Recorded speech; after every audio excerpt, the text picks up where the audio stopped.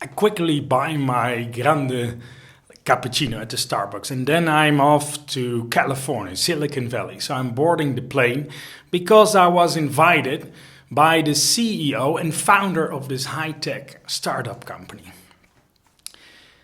It's a high-tech startup, and it has the ambition to be like Uber or Airbnb, Google, or one of those big shots out there. And it has all the potential to become a company like that. And I'm extremely excited because actually I work at a small NGO, and I'm a project manager there, and everything is fine. And suddenly I have this business opportunity in front of me, and totally excited. So it takes a few hours, and I arrive in LA, California, rent me a Mustang rental car, and drive to my appointment.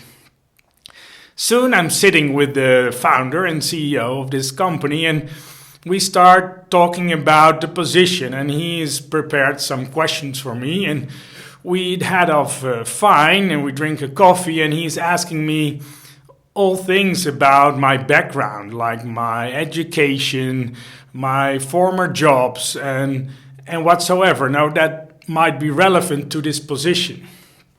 He explains me that his company is in the stage of a startup. It's promising company, so there are already quite a lot of people working, and he's looking for someone to get his company through several stages of development. The next stage would be to have it grow, no? And then have it expand even more, and then have it at a mature state of being. And he's looking for the right person to do that job. And I'm the first interview he actually has. Although I'm kind of nervous and my background is not per se ideal, I feel confident. Strange kinds of confidence I have. So he starts firing these questions, and actually on all individual question I have to answer with I don't know. And no, I don't have that background.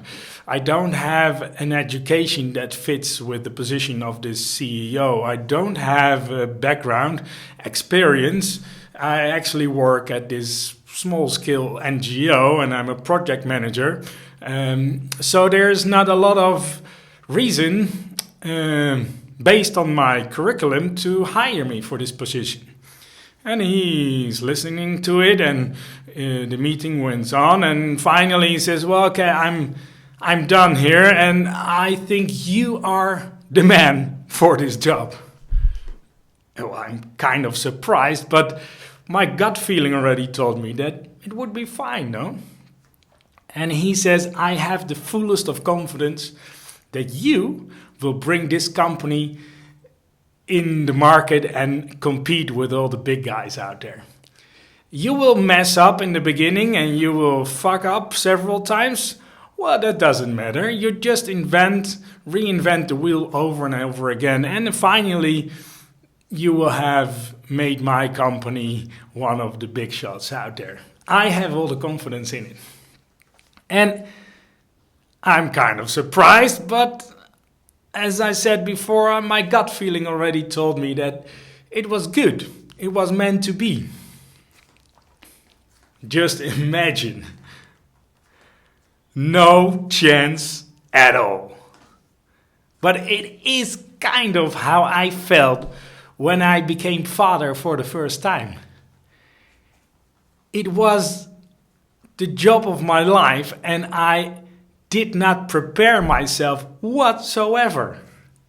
But it was meant to be. And it felt good.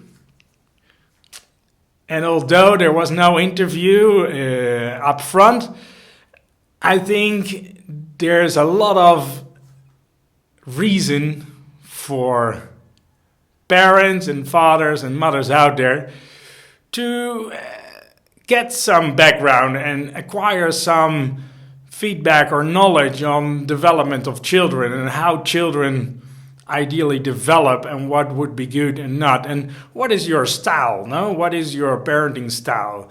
Be aware of that. I think doesn't harm anyone, and in your job it's the most logical thing to do. A lifelong learning, that's one of those ideas that's very popular.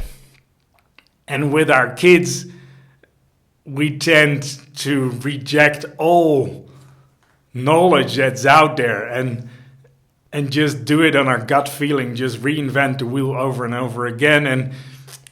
And then when we are older, then we might look back, hey, I would have done different. And so invest a little bit now in the background and how kids develop. Get some insights. That's basically what have helped me a lot. Because with insights, your interaction comes automatically. Okay, this was my imaginary story.